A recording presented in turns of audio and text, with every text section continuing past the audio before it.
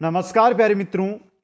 पशु परिचर भर्ती के लिए हम देख रहे थे नए जिलों के अनुसार राजस्थान का इतिहास। दोस्तों, राजस्थान इतिहास की एनसीईआरटी, आरबीएसई और हिंदी ग्रंथ अकादमी पर आधारित पशु परिचर भर्ती के लिए यह क्लास नंबर 22 रहेगी दोस्तों, जिसके अंदर आज हमारा टॉपिक रहेगा राजस्थान का एकीकरण। दोस्तों, अब देखिए, स्वतंत्रता जो आंदोलन है उसमें जिन महापुरुषों ने भाग लिया, जिन महिलाओं ने भाग लिया, उनके बारे में पढ़ना बाकी रहा है। समाचार पत्र है जो स्वतंत्रता मिलने से पहले कौन कौन से राजस्थान में चलते थे, उनके बारे में हमें जो जानकारी लेनी है। तो 2 या 3 टॉपिक और बचे हैं और लगभग हमारा राजस्थान का इतिहास है वो कंप्लीट हो चुका है। प्लेलिस्ट में सभी क्लासें मौजूद है, तो समय निकालकर एक एक क्लास को अटेंड जरूर कर लें दोस्तों। साथ में पशुपालन की भी क्लासें आ रही है, तो 45 क्वेश्चन अगर आपको तैयार करने हैं तो एक एक क्लास को आपको अटेंड करना होगा दोस्तों। कंप्लीट जो नोट्स है, जिन नोट्सों से हम अध्ययन कर रहे हैं, ये notes Kuchaman online classes app है उसके स्टोर में उपलब्ध है, और सीधा जो लिंक है वो डिस्क्रिप्शन में दिया गया है ऐप का, वहां से आप डाउनलोड कर सकते हैं दोस्तों। फिर भी कोई डाउट है तो नीचे इंस्टाग्राम दी गई है, जहां पर जाकर आप मैसेज के द्वारा जानकारी ले सकते हैं दोस्तों। एक बार जो भी मित्र हमारे साथ अभी तक जुड़े हैं वो वीडियो को लाइक, शेयर और चैनल को सब्सक्राइब करना ना भूलें। बेहतरीन क्लास रहेगी, बेहतरीन तरीका रहेगा, आपको ध्यान से देखना है। राजस्थान का एकीकरण दोस्तों, 16 जुलाई 1947 को भारतीय स्वतंत्रता अधिनियम पारित किया गया। कब किया गया है?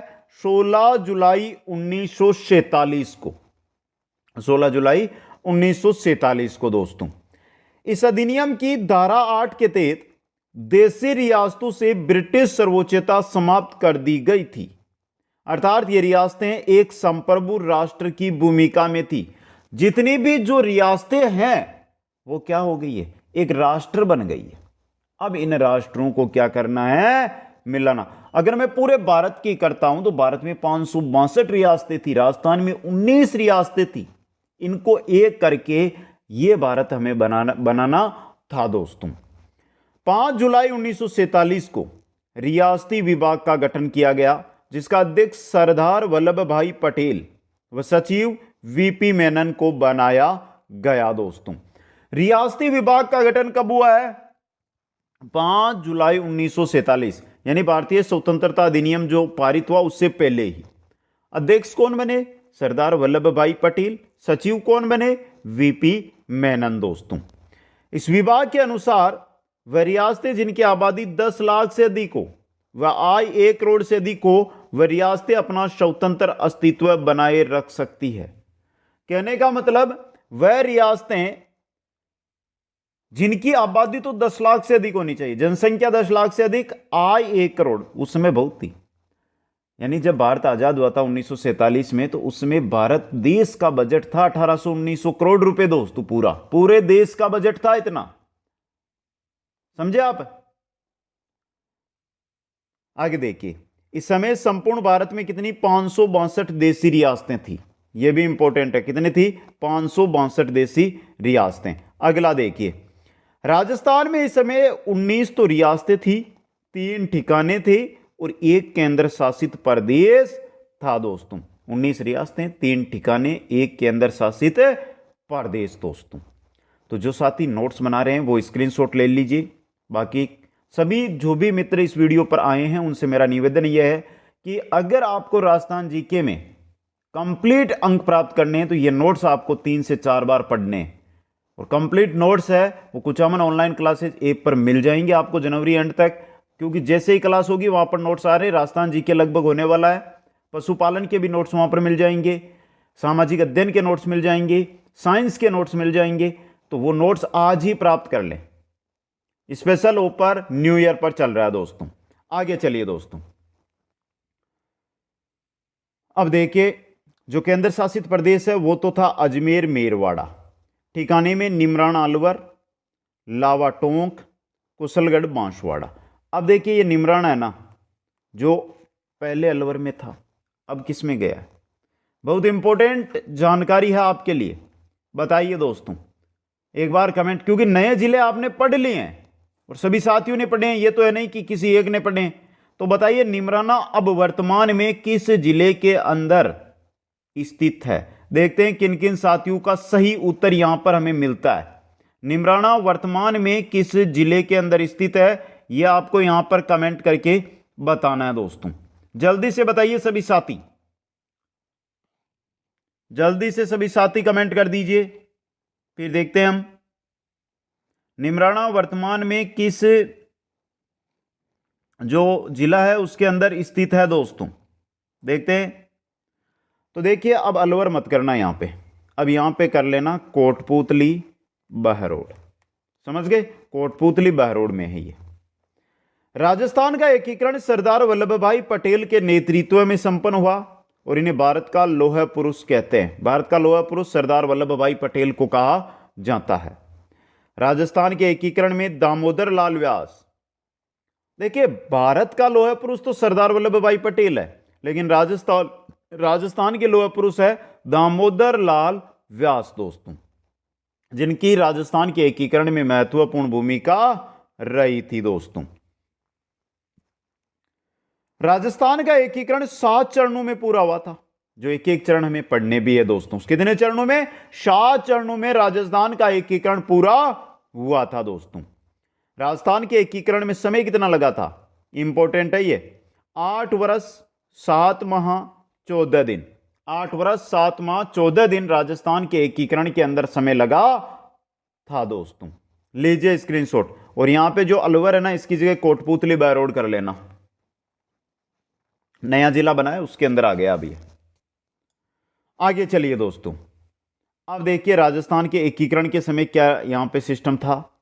राजस्थान के एकीकरण के समय सबसे बड़ी रियासत थी जोधपुर, सबसे छोटी रियासत थी शाहपुरा, सबसे प्राचीन रियासत थी मेवाड़ और सबसे नवीन रियासत थी झालावाड़। ये दोनों क्षेत्रफल की बात हो रही है, और ये नवीन पुरानी, तो ये चीजें याद रखनी है दोस्तों।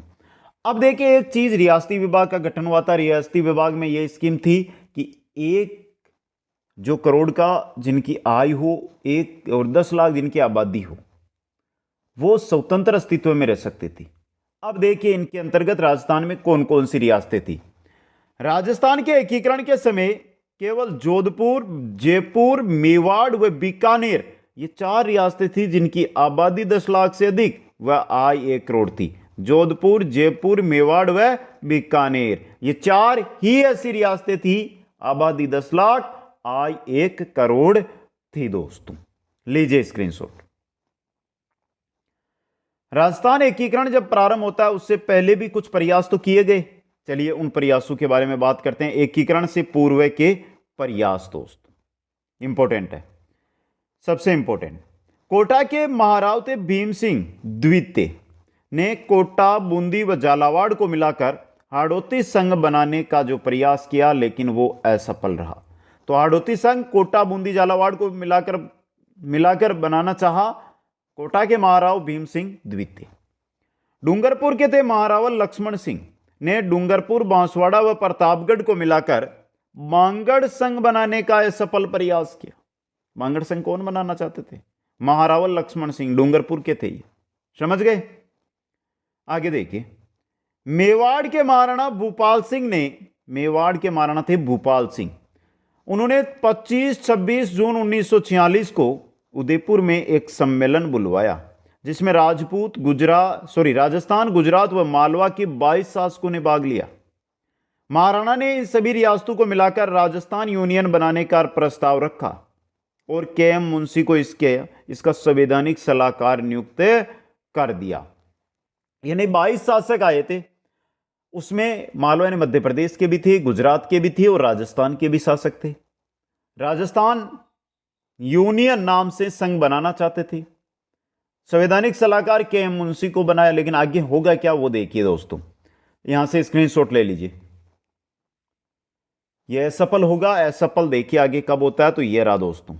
समय आता है 23 मई 1947 को इन रियासतों का पुनः सम्मेलन आयोजित हुआ, लेकिन जयपुर, जोधपुर व बीकानेर के शासकों की हठधर्मिता के कारण यह असफल रहा। जयपुर, जोधपुर और बीकानेर। जयपुर के महाराजा मानसिंह द्वितीय ने भी राजपूताना की रियासतों के एकीकरण का प्रयास किया था, लेकिन यह भी क्या रहा, असफल रहा। इंपॉर्टेंट चीज क्या रहा? असफल ये भी रहा दोस्तों। समझ गए आप? इंपॉर्टेंट जानकारी आपके लिए ये, एक एक जानकारी इंपॉर्टेंट है, इसलिए जो भी जानकारी आप पढ़ रहे हो थोड़ा ध्यान से पढ़ते हुए आगे बढ़ना है। अब मात्र और मात्र हमें पढ़ना है 7 चरण। जो 7 चरणों में राजस्थान का एकीकरण हुआ था ना, वो 7 चरण अब हमें पढ़ने हैं दोस्तों। तो चलिए, पहला चरण, प्रथम चरण है जो आपका, प्रथम चरण नाम दिया गया मत्स्य संघ। 18 मार्च 1948 को मत्स्य संघ का निर्माण होता है दोस्तों। मत्स्य संघ में 4 रियासतों को मिलाया गया था, अलवर, भरतपुर, धौलपुर व करौली को। मत्स्य संघ में 4 रियासतें, अलवर, भरतपुर, धौलपुर, करौली। राजस्थान का पूर्वी भाग, राजस्थान का पूर्वी भाग। यहां पे रियासतों की बात कर रहे हैं, जिलों की बात नहीं कर रहे हम। यहां पे रियासतें याद रखनी है। तो ये जो पूर्वी भाग है ना, यहां पे देखिए अलवर, भरतपुर, धौलपुर और करौली, ये 4 रियासतें। एक ठिकाना भी था, कौन सा? निमराना। वर्तमान में कोटपुतली बहरोड जिले में है, लेकिन यह अलवर रियासत के अंतर्गत आता था दोस्तों। राजधानी किसको बनाया गया? अलवर को दे दी राजधानी। राज प्रमुख इनको बनाया गया? उदयभान सिंह, जो कहां के थे? धौलपुर के थे। उपराज्य प्रमुख किनको बनाया गया? प्रमुख, उपराज्य प्रमुख किनको बनाया गया? गणेश पाल को, जो कहां के थे? करौली के थे। प्रधानमंत्री किनको बनाया गया? शोभाराम कुमावत को, जो कहां के थे? अलवर के थे। उद्घाटनकर्ता नरहरि विष्णु गाडगिल, जो केंद्र में खनिज और विद्युत मंत्री थे, खनिज और विद्युत मंत्री। उद्घाटन कहां पर हुआ? भरतपुर किले में। कहां पर हुआ? भरतपुर किले में। तो देखिए, जो मत्स्य संघ है, अलवर को राजधानी दे दी और अलवर का बन गया प्रधानमंत्री। 2 चीजें देखना, अलवर की राजधानी भी अलवर है और प्रधानमंत्री भी कहां का है? अलवर का है। धौलपुर को दे दिया राज प्रमुख पद, करौली को दे दिया उपराज प्रमुख पद, भरतपुर के किले में कर दिया उद्घाटन। यानी हर चीज को संतुष्ट करते हुए आगे बढ़ रहे थे, क्योंकि एक रियासत मना करे तो दिक्कत हो रही थी उस समय। लीजिए स्क्रीनशॉट, बहुत बेहतरीन तरीके से लेकर आया हूं। शायद ऐसे नोट्स, ऐसा तरीका कहीं नहीं मिलेगा। और ये नोट्स है ना, वो आज ही स्पेशल ऑफर में जाकर ले लीजिए, सभी साथी ऐप से।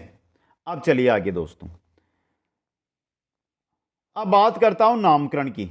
यानी कि मत्स्य संघ जो नाम दिया था ना, ये किसने दिया था? के.एम. मुंशी ने दिया था दोस्तों।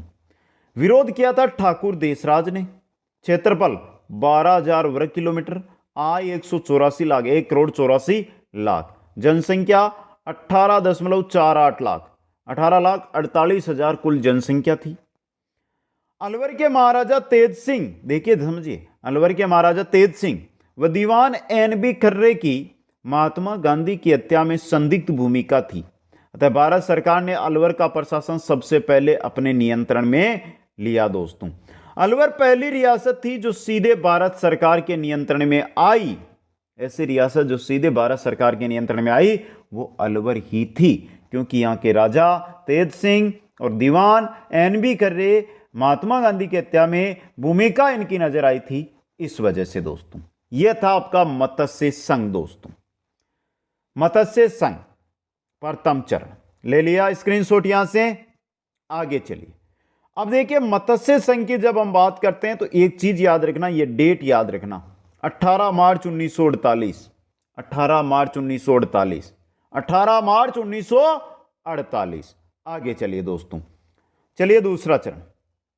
मत्स्य संघ के बाद निर्माण होता है पूर्व राजस्थान का 25 मार्च 1900, यानी 7-8 दिनों बाद ही। 18 मार्च 1948 को मत्स्य संघ, 25 मार्च 1948 को पूर्व राजस्थान दोस्तों। समझ गए यहां से? अब देखिए दूसरा चरण जिसमें पूर्व राजस्थान का गठन हुआ, उसमें कुल 9 रियासतें मिलाई गई। बांसवाड़ा, डूंगरपुर, प्रतापगढ़, कोटा, बूंदी, झालावाड़, टोंक, किशनगढ़, शाहपुरा।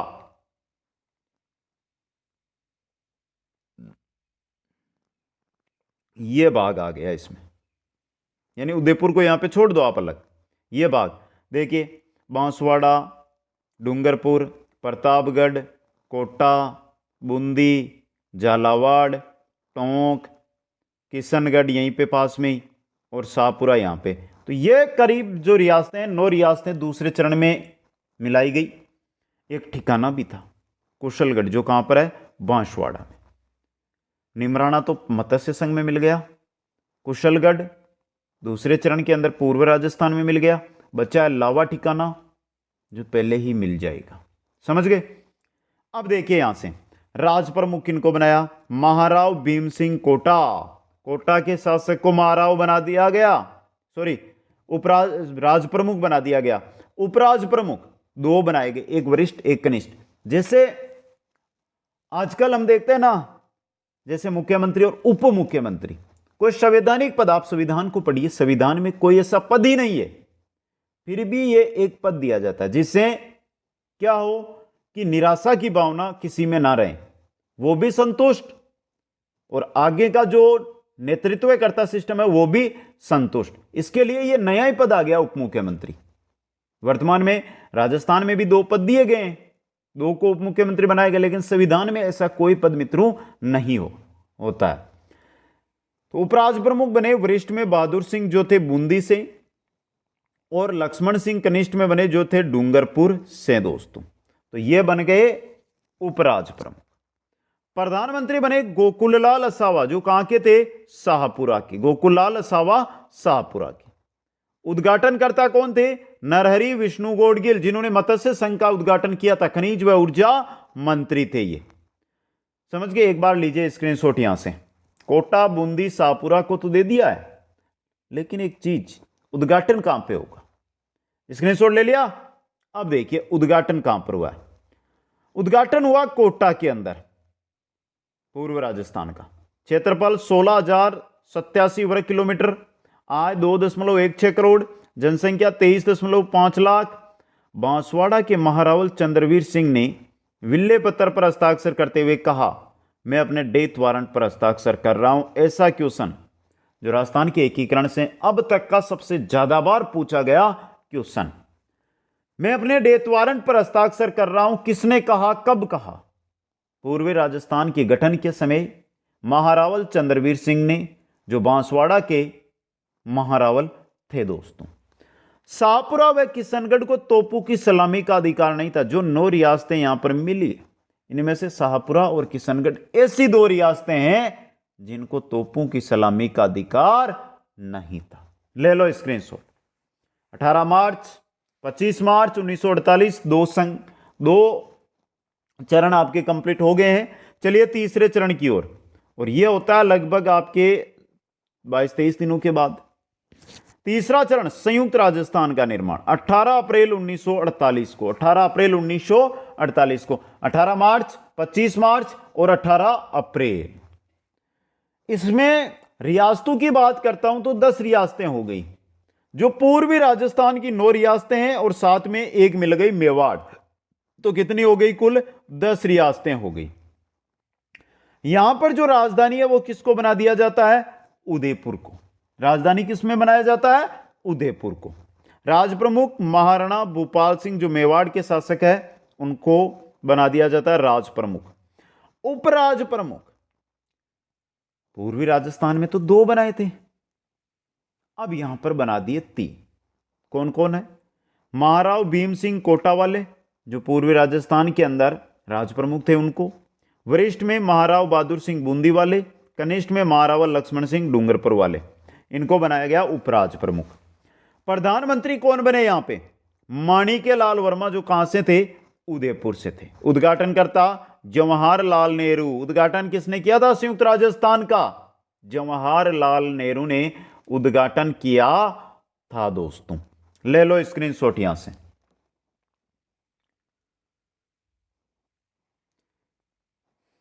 चलिए मित्रों आगे। उद्घाटन उदयपुर में, क्षेत्रफल 29,777 वर्ग किलोमीटर, आय 3.10 करोड़, जनसंख्या 42.60 लाख। मेवाड़ के महाराणा को 20 लाख रुपए दिए गए। देखिए मेवाड़ की जो महाराणा है भोपाल से, उनको 20 लाख रुपए दिए गए। 10 लाख प्रीवियर्स के रूप में, 5 लाख रुपए राज्य प्रमुख के वेतन के रूप में, और 5 लाख रुपए धार्मिक कार्यों के लिए दिए गए दोस्तों।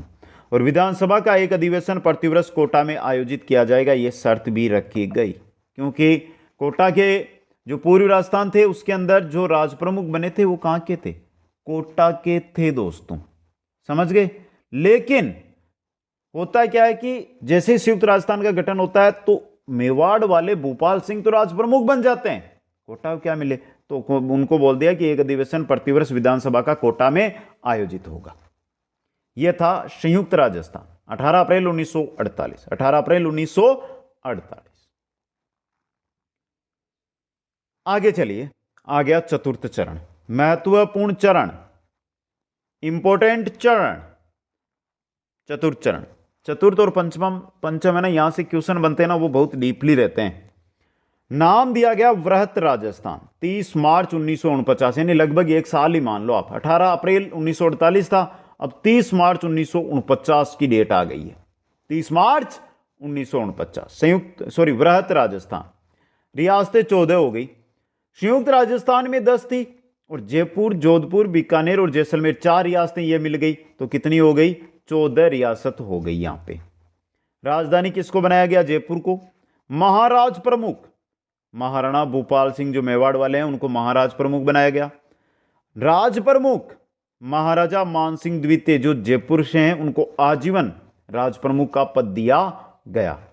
अब यहां पर देखिए उपराज प्रमुख है ना, उनमें भी पद दे दिए, वरिष्ठ उपराज प्रमुख और कनिष्ठ उपराज प्रमुख। वरिष्ठ उपराज प्रमुख में 2 बने, महाराजा हनुमंत सिंह जोधपुर, महाराव भीम सिंह कोटा। कनिष्ठ उपराज प्रमुख में महाराव बहादुर सिंह बूंदी और महारावा लक्ष्मण सिंह डूंगरपुर, ये कनिष्ठ उपराज प्रमुख बने दोस्तों। लीजिए स्क्रीनशॉट, यहां से देखिए जो चीज है वो आपको याद रखनी है, जिनमें मैं स्टार बना देता हूं। अब देखिए इंपॉर्टेंट कि वृहत राजस्थान के अंदर प्रधानमंत्री कौन बने, तो देखिए प्रधानमंत्री बने थे हीरालाल शास्त्री, हीरालाल शास्त्री। उद्घाटनकर्ता सरदार वल्लभ भाई पटेल, कहां पर, जयपुर में।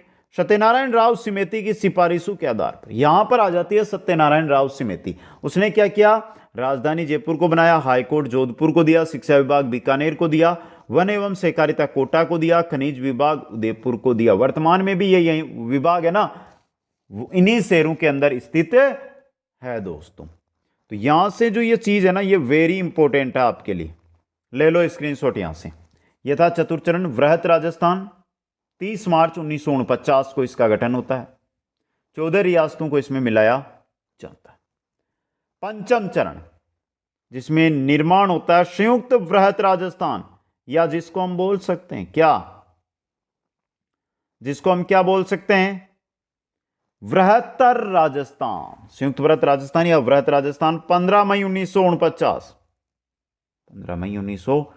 देखिए पहला चरण 18 मार्च, दूसरा चरण 25 मार्च 1948, तीसरा चरण 18 अप्रैल 1948, चतुर्थ चरण 30 मार्च 1949 और पंचम चरण 15 मई 1949। शंकर देवराज समिति की सिफारिश के आधार पर मत्स्य संघ का विलय व्रत राजस्थान में किया गया। जो व्रत राजस्थान था, 14 रियासतें थी, उनके अंदर मत्स्य संघ को मिला दिया गया। मत्स्य संघ के अंदर 4 रियासतें थी, तो कुल 18 रियासतें मिल चुकी है। शोभाराम कुमाऊत को शास्त्री मंत्रिमंडल में शामिल किया गया। शोभाराम कुमाऊत जो मत्स्य संघ के प्रधानमंत्री थे, उनको शास्त्री मंत्रिमंडल यानी दिल्ली के अंदर शामिल किया गया। और कृषि विभाग इनको दे दिया गया, यहां से भरतपुर को दिया गया। आज भी कृषि विभाग कहां पर है, भरतपुर के अंदर स्थित है दोस्तों। यह था पंचम चरण। छठा चरण यानी राजस्थान संघ, 26 जनवरी 1950। संयुक्त वृहत राजस्थान में आबू व देलवाड़ा को छोड़कर संपूर्ण सिरोही का विलय किया गया। यानी सिरोही ऐसी रियासत है जो बच गई, 18 रियासत का तो विलय हो गया। तो देखिए आबू व देलवाड़ा 2 जगहों को छोड़ दी और बाकी सिरोही को संयुक्त वृहत राजस्थान यानी संयुक्त वृहत राजस्थान में मिला लिया और बन गया राजस्थान संघ। आबू व देलवाड़ा को मुंबई प्रांत में शामिल किया गया है। आबू और देलवाड़ा कहां गया है, मुंबई के अंदर। हीरालाल शास्त्री को राजस्थान का मनोनीत मुख्यमंत्री बनाया गया दोस्तों। आबू देलवाड़ा मुंबई प्रांत, आबू देलवाड़ा मुंबई प्रांत में शामिल किए गए। ले लो स्क्रीनशॉट यहां से। 6 चरण हो चुके हैं आपके। यह रहा आपका 7वां चरण। 1 नवंबर 1956, 1 नवंबर 1956 वर्तमान राजस्थान, जो आज हम राजस्थान में देख रहे हैं ना, वो चीज। इस चरण में आबू व देलवाड़ा और अजमेर मेरवाड़ा को राजस्थान संघ में मिलाया गया। एक तो केंद्र शासित प्रदेश बचा हुआ था ना, वो अब जाकर यहां पर मिला है दोस्तों। मध्य प्रदेश का सुनेल टप्पा झालावाड़ को राजस्थान में मिलाया गया। सुनेल टप्पा ये कहां पर आ गया? झालावाड़ में। कोटा के सिरोंज क्षेत्र को मध्य प्रदेश में दिया गया। कोटा का सिरोंज क्षेत्र कहां चला गया? एमपी में। इस प्रकार 1 नवंबर 1956 को फजल अली की अध्यक्षता वाले राज्य पुनर्गठन आयोग की सिफारिशों पर राजस्थान का एकीकरण पूर्ण होता है दोस्तों। यह था हमारा वर्तमान राजस्थान। 1 नवंबर 1956 7 चरणों से गुजरते हुए 8 वर्ष 7 माह 14 दिन के बाद कंप्लीट राजस्थान बनता है दोस्तों। अब कुछ महत्वपूर्ण तथ्य हैं। एक तो लावा ठिकाने को लेकर भी है, जो अभी आपको पता ही नहीं है कब आ गया लावा ठिकाना, गया कहां पे लावा, तो देखिए वो भी बता देता हूं महत्वपूर्ण तथ्यों के अंदर। आपको एक एक चीज को पढ़ना है आपको। 7वें संविधान संशोधन द्वारा राज्यों की ए, बी व सी श्रेणियों का भेदभाव समाप्त किया गया। इसी संशोधन द्वारा राज्य प्रमुख के पद को समाप्त कर राज्यपाल के पद का सृजन किया गया। गुरुमुख निहाल सिंह हमारे पहले राज्यपाल बने थे, तो सरदार गुरुमुख निहाल सिंह को राजस्थान का प्रथम राज्यपाल बनाया गया। जब राजस्थान का एकीकरण पूर्ण हुआ तो मोहनलाल सुखाड़िया राजस्थान के मुख्यमंत्री थे। ये सबसे कम उम्र के मुख्यमंत्री बने और सबसे ज्यादा समय तक राजस्थान के मुख्यमंत्री रहे। कौन? मोहनलाल सुखाड़िया दोस्तों। अजमेर को राजस्थान का 26वां जिला बनाया गया। वर्तमान में तो 50 जिले हो गए, लेकिन उस समय की बात कर रहे हैं। अजमेर 1 नवंबर 1956 को जो 26वां जिला है वो अजमेर बनता है दोस्तों। समझ गए? अब देखिए 2 तथ्य और बच गए हैं जिनके बारे में अभी देख लेते हैं हम। यहां से स्क्रीनशॉट ले लिया है तो 2 तथ्य ही बचे हैं, इनको भी देख लेते हैं। देखिए नोट, बीकानेर के शासक शार्दुल सिंह ने सबसे पहले भारत में विलय की घोषणा की थी। यह फैक्ट है दोस्तों। और लावा ठिकाने का विलय 4th चरण से पहले जयपुर में कर लिया गया, यानी जयपुर रियासत में लावा ठिकाना मिल जाता है। यह है राजस्थान का एकीकरण। शायद ही इतनी छोटी क्लास में इतना प्यारा एकीकरण आपको कहीं पढ़ने को नहीं मिलेगा। किसी भी भर्ती की तैयारी कर रहे हो, ऐसी तैयारी आपको कहीं नहीं करवाई जाएगी दोस्तों। आपसे एक रिक्वेस्ट है, वो प्यारी रिक्वेस्ट है, उसको आपको सभी को करना है। और रिक्वेस्ट है कि मित्रों कमेंट करके बता दो क्लास कैसी लगी।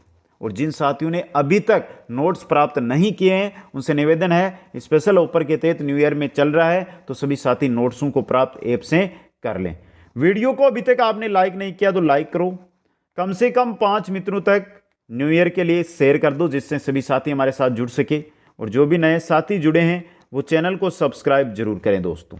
आप सभी साथियों को बहुत बहुत धन्यवाद। जय हिंद, जय भारत। मिलते हैं नेक्स्ट क्लास में।